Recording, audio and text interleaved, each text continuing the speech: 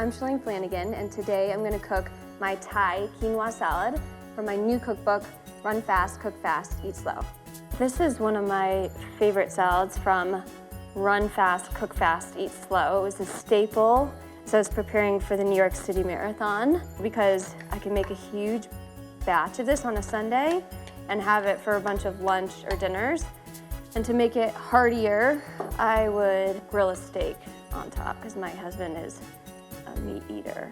I love Thai-inspired dishes, and this really hit the spot in my craving for fresh veggies, a grain, and then a lot of nice fresh herbs. We've really tried to listen to our fans, and they said we want quick recipes, so that was the goal of this cookbook.